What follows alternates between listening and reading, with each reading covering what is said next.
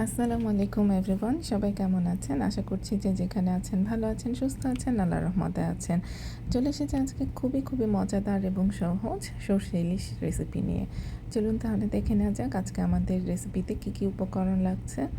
আমাদের প্রথমেই লাগবে ইলিশ মাছ। এখানে ইলিশ মাছগুলো প্রায় 1200 গ্রামের মতন আছে। টুকরো করে ভালো করে পানি দিয়ে ধুয়ে নেওয়া হয়েছে। এটা ডিমওয়ালা ইলিশ ছিল।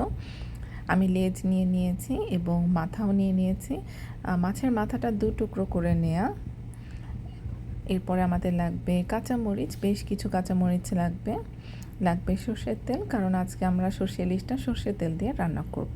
লাগবে সর্ষে বাটা, এটা সাদা সর্ষে বা হলুদ সর্ষে, সেটা আধা কাপের একটু বেশি আছে। আমাদের লাগবে পেঁয়াজ বাটা, আগে থেকে ভুনে নিয়েছি।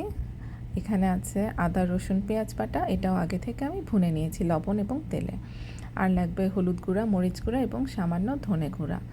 বিসমিল্লাহির রহমানির রহিম। আমি প্রথমেই মাছের ভেতরে এক এক করে সব মশলাগুলো দিয়ে দিচ্ছি। হলুদ, মরিচ এবং ধনে গুঁড়া দিয়ে দিলাম। তারপর এক এক করে আমি পেঁয়াজ বাটা, আদা রসুন পেঁয়াজ বাটা যেটা ভুনে রেখেছিলাম সেটা দিয়ে দিলাম। আপনারা যদি আগে থেকে এগুলো ভুনে রাখেন তাহলে রান্নার সময় অনেকটাই কমে আসে।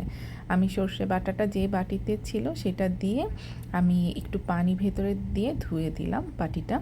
এরপরে দিয়ে দিলাম সর্ষের তেল। দেওয়ার পরে সবগুলো মশলা ভালো করে আমি মাছে রিপিট করে মাখিয়ে নিচ্ছিলাম। এই মাছটা ম্যারিনেট করার কোনো প্রয়োজন নেই, আপনারা জাস্ট মশলাগুলো মাখিয়ে আপনারা চুলায় দিয়ে দিতে পারবেন রান্নার জন্য। খুবই সহজ একটা রান্না, আপনারা অবশ্যই করে দেখবেন বাসায়। সহজ কিন্তু খুবই মজাদার। তো চলুন মূল রান্নায় চলে যাওয়া যাক। বিসমিল্লাহির রহমানির রহিম।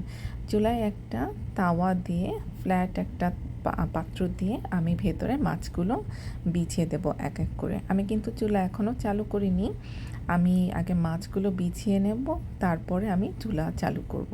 তো দেখতেই পাচ্ছেন মাছগুলো অসম্ভব সুন্দর দেখতে, মাশাআল্লাহ, এটা আল্লাহর একটা অসম্ভব সুন্দর সৃষ্টি। ইলিশ মাছ খেতেও যেমন সুন্দর, দেখতেও মাশাআল্লাহ খুবই সুন্দর, একটা অসাধারণ সৃষ্টি। তো আমি মাছগুলো প্রথমে বিছিয়ে দিলাম তাওয়াতে এক এক করে। আমার খুব ইচ্ছা ছিল মাছের সাথে সাথে মাছের যে মাথাটা আছে সেটাও আমরা রান্না করে ফেলবো মাছের সাথে, কিন্তু আনফর্চুনেটলি এটা আসলে হচ্ছিল না অ্যাডজাস্ট। এই জন্য আবার আমি পরে মাথাগুলো দিয়েও আবার তুলে ফেললাম। এই যে দেখতে পাচ্ছেন আমি প্রথমে মাথাগুলো দেওয়ার চেষ্টা করলাম, কিন্তু এনাফ জায়গা নেই দেখে আমি আবার মাছের মাথাগুলো তুলে ফেললাম। তো যাই হোক, পরে আমি যে বাটিতে যে বাড়তি মশলাটুকু ছিল সেটা আমি মাছের উপরে দিয়ে দিলাম এবং 1 কাপ পানি আমি দিয়ে দিলাম মাছে পানি এভাবেই দিবেন যাতে ডুবে না থাকে মাছ, কিন্তু আধা ডুবা হয়ে থাকে, এভাবে দিবেন। কারণ মাছ থেকে পরবর্তীতে সামান্য পানিও বের হবে, এজন্য আমরা খুব বেশি পানি দেব না। দেওয়ার পরে যে কাঁচামরিচ ছিল সেগুলো প্রথমে দিয়ে দিব, আস্ত কাঁচামরিচ। আপনারা ঝাল বেশি খেলে আপনারা কাঁচামরিচটা ফেলে দিতে পারেন। দেওয়ার পরে আমরা পাত্রটা একটা ঢাকনা দিয়ে ঢেকে দেব এবং চুলা হাই হিটে দিয়ে দেব। 5 মিনিটের জন্য আমরা রান্না করব প্রথমে, যতক্ষণ না মাছে বলক আসছে এবং দেখব যে ধোঁয়া উঠছে।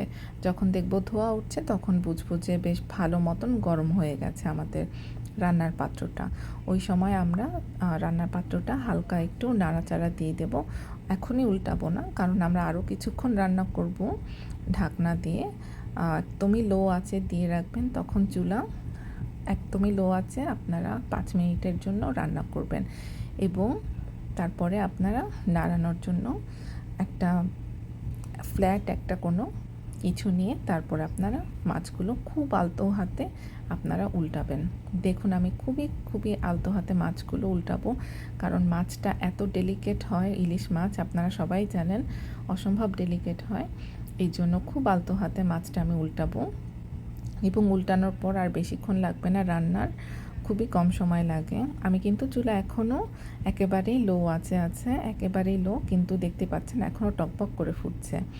মাছগুলো উল্টানোর পরে আমি যে মশলাগুলো আছে বা ঝোল আছে সেটা আমি মাছের গায়ে দিয়ে দিচ্ছিলাম উপরে, যাতে সব জায়গায় মশলাগুলো সুন্দর মতন পৌঁছে।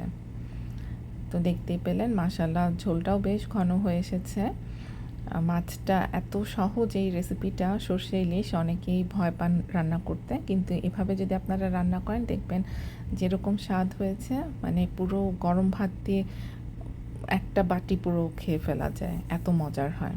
তো আপনারা চেষ্টা করবেন একটা ফ্ল্যাট তাওয়া মতন পাত্রে রান্না করতে মাছটা, তাহলে মাছগুলো ভাঙার চান্স কম থাকবে। আমি পরবর্তীতে আরও কিছু কাঁচামরিচ উপরে দিয়ে দিলাম, আস্ত কাঁচামরিচ, এবং ঢেকে দিলাম আর কিছুক্ষণের জন্য, 2-3 মিনিটের জন্য, যতক্ষণ না ঘ্রাণ বের হয়। রান্না কিন্তু আমাদের শেষ। রান্না শেষ হয়ে গেল। দেখুন, আপনারা এইভাবে গরম গরম ইলিশ মাছ গরম ভাতের সাথে পরিবেশন করবেন, ইনশাল্লাহ সবাই অনেক পছন্দ করবে। তো আজকে এই পর্যন্তই। সবাই ভালো থাকবেন, সুস্থ থাকবেন, আল্লাহর রহমতে থাকবেন। সাবস্ক্রাইব, লাইক করে পাশেই থাকবেন। আল্লাহ হাফিজ।